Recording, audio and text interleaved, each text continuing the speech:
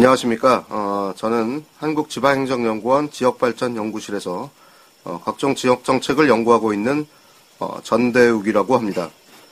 저와 제 동료들은 최근 국제사회에서 지속가능한 발전, 즉 지속가능성과 함께 발전 정책의 중요한 화두로 떠오르고 있는 회복가능성, 즉 리질리언스에 대한 연구와 학습을 수행하고 있습니다. UNISDR이나 이클레이 같은 곳에서 이러한 주제에 대해서 많은 포럼과 회의들이 개최되고 있는데요. 그에 반해서 아직 우리나라에서는 이러한 개념에 대해서 익숙해하지 않거나 혹은 이 개념을 활용한 정책들을 찾아보기가 어렵습니다. 따라서 저희는 이 개념을 소개시켜드리고 이 개념에 대한 이해를 돕고자 이 동영상을 제작하게 되었습니다.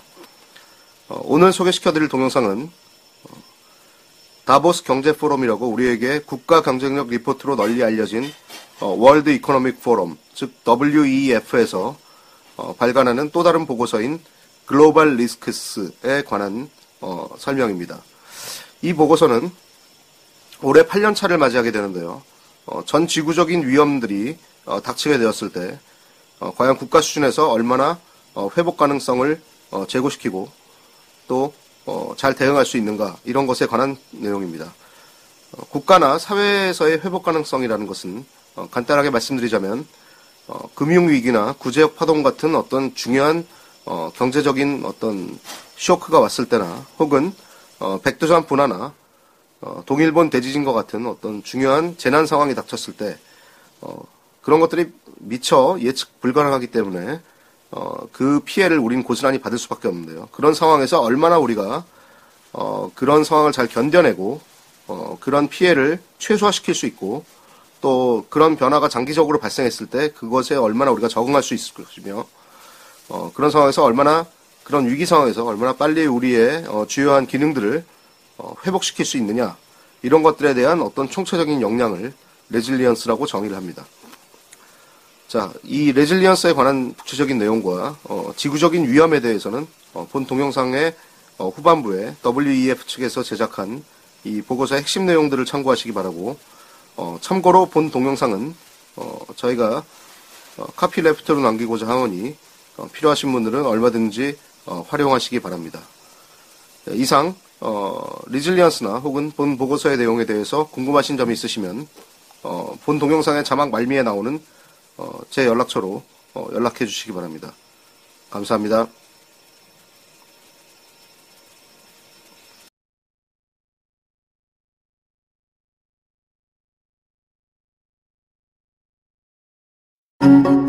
Dangerous online activity can spread as quickly as drug-resistant bacteria across borders.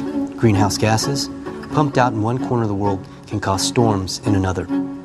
We increasingly face complex risks that have global consequences. The World Economic Forum Global Risks 2013 report analyzes the perceived impact, likelihood, and interconnections of 50 global risks. We divide these risks into 5 categories: economic, environmental, geopolitical, societal, and technological. The report identifies 5 centers of gravity. They are the risks which have the most knock-on effects, and there is one for each risk category. They are major systemic financial failure, failure of climate change adaptation, global governance failure, water supply crises, and critical systems failure. The report examines 3 main risk cases: testing economic and environmental resilience, digital wildfires in a hyperconnected world, and the danger of hubris on human health. The report also highlights 5 X factors, emerging concerns with uncertain consequences. These are the costs of living longer, runaway climate change, significant cognitive enhancement, the rogue deployment of geoengineering, and the discovery of alien life. This year's special report focuses on national resilience, laying the framework for a new tool to measure how well countries are likely to weather global risks. The Global Risks 2013 report provides the opportunity to explore today's risks and to join the conversation on developing a more resilient world for tomorrow.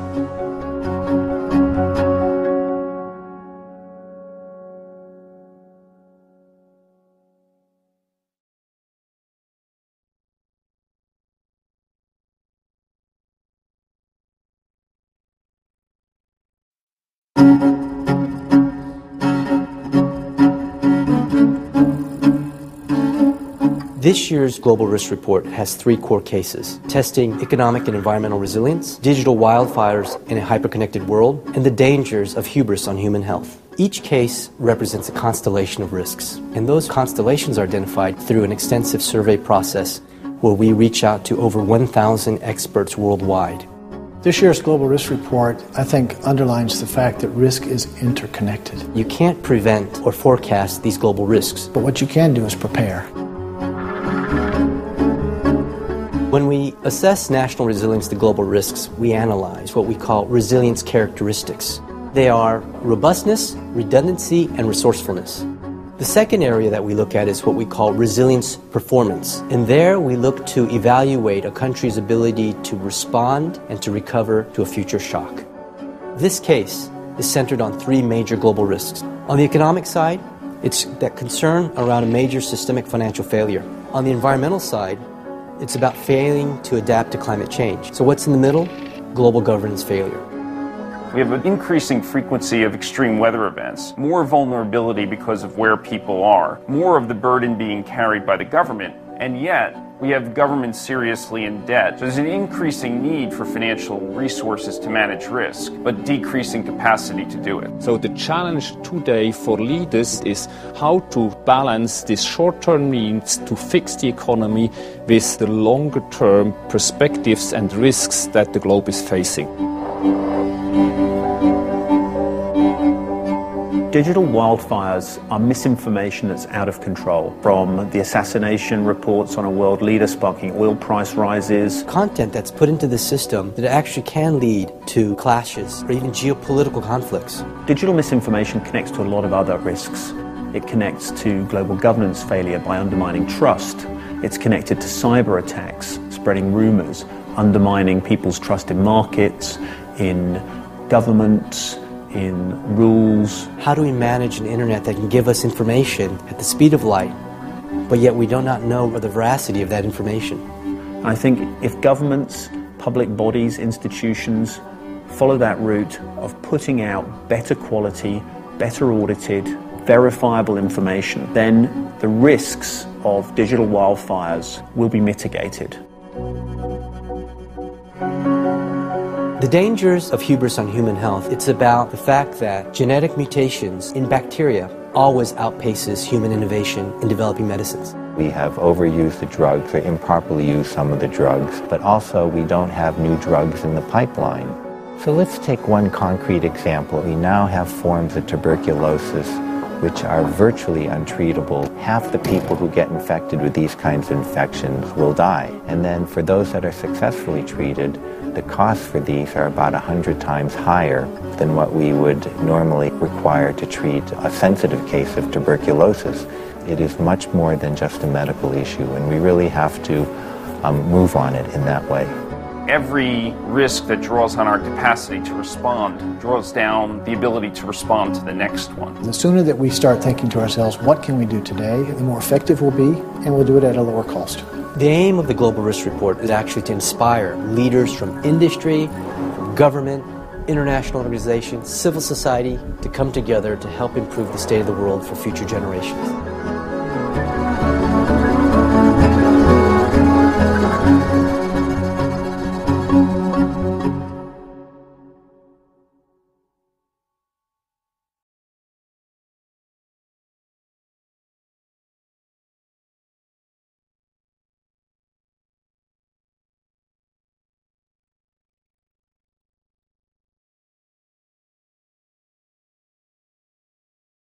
The special report focuses on building national resilience to global risks. Resilience is important at the national level because these global risks are exogenous.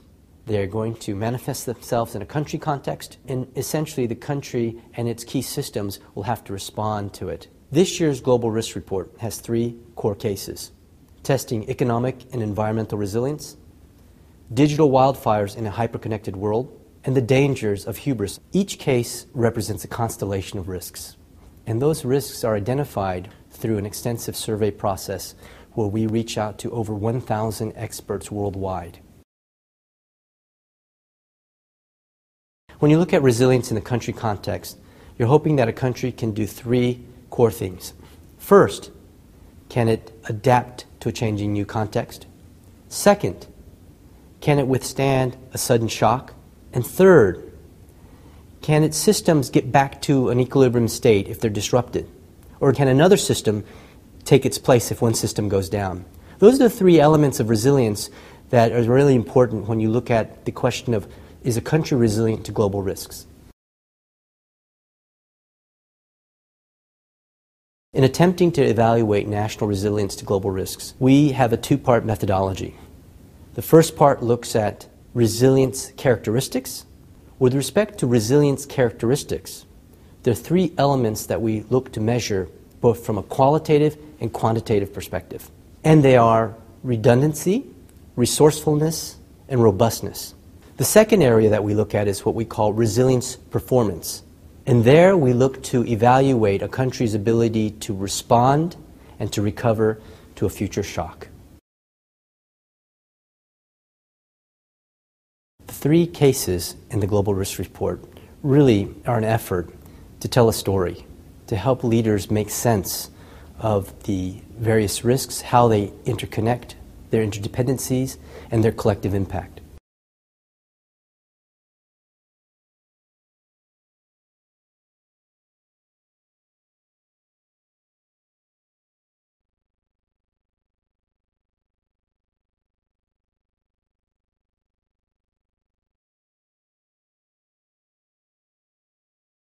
I think we have to recognize that risks are not isolated from one another. Every risk that draws on our capacity to respond draws down the ability to respond to the next one.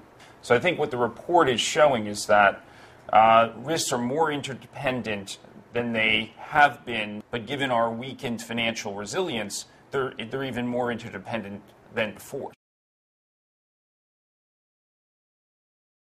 Well, one step both business and government leaders can take is to appoint a chief risk officer. In the corporate sector, chief risk officers can have responsibility for looking comprehensively across the set of risks that an enterprise faces. In the government, a country risk officer could be appointed with a similar responsibility to look across all of the extreme events and risks that a country might face and develop a multidisciplinary, multi-department approach to how a coordinated response, if you will, to these risks. And in fact, if both sectors go down this path, these chief risk officers and country risk officers could work with one another to help build public-private partnerships for looking at risks that span both the public and private sector.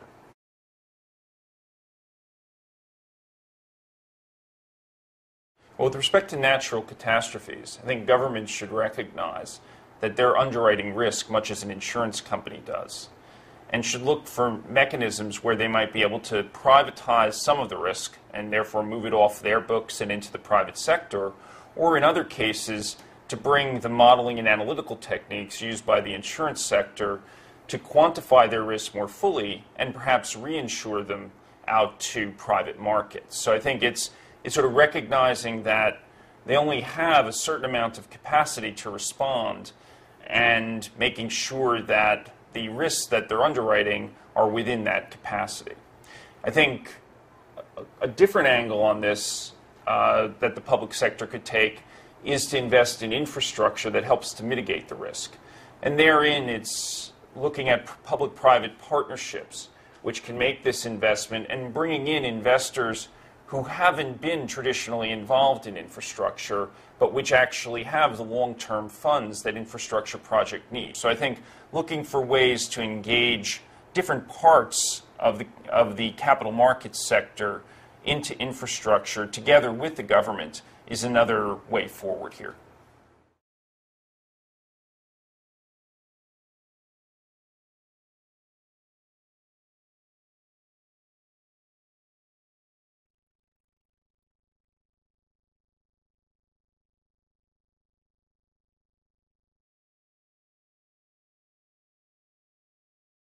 Resilience is about the ability to absorb a shock and recover. It's the ability actually to survive and to thrive thereafter. And one of the key questions is, how quickly are we able to organize ourselves, either in advance or particularly after an event has happened, in order to recover as quickly as possible, as much as possible, to allow a return to a more satisfying, stable environment.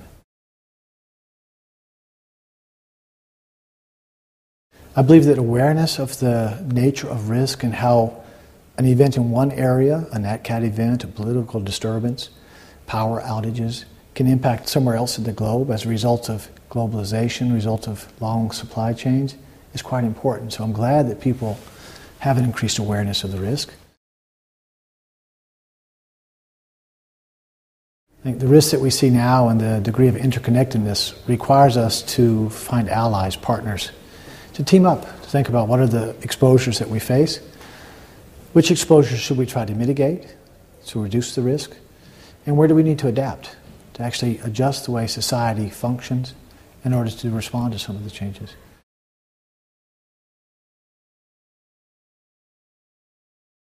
Countries, the local governments, are the insurers of last resort. And society is, in fact, picking up a relatively significant cost as a result of not being as proactive as we might. We need to look for partnerships. We need to make global agreements.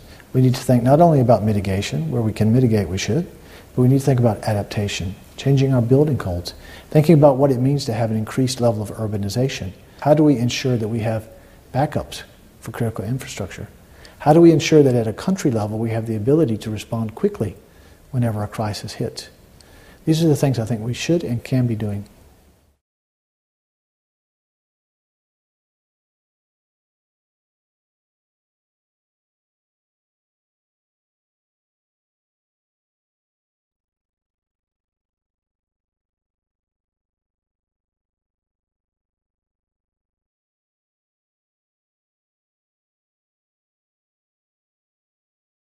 As many companies take risk management very seriously, why should not countries do the same to assess their resilience to risk? So to have a risk management framework per country, I think, is a prerequisite to really early on identify risks, address them, even on a cross-country, regional, or perhaps also on a global scale.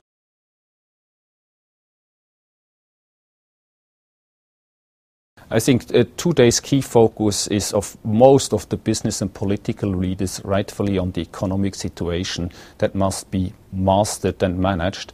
But underneath we see fundamental changes in the overall environment, and climate change is just one of those topics that will get increasingly important. What we see, obviously, with growing economy, in particular emerging markets, we see more and more a wealthy population, also more moving, for example, closer to coastal areas, exactly those areas that will be more affected by natural disasters. So this is, I think, one of those topics that will be very strongly highlighted also in this year's Global Risk Report.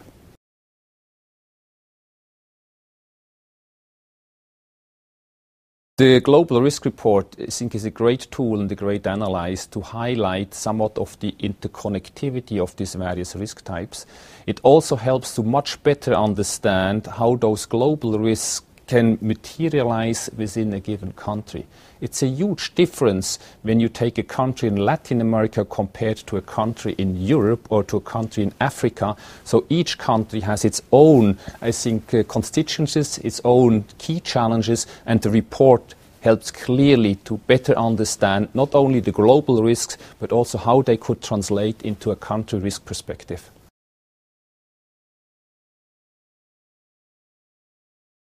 The Global Risk Report actually has a couple of features. We have a global survey that allows to break down some of the results to various regions. But we have also built up a great network of individual companies, some top-notch universities that are working together. And they provide, I think, new sources where you can do deeper dives, in particular from a company perspective, from a country perspective, or even from an industry perspective.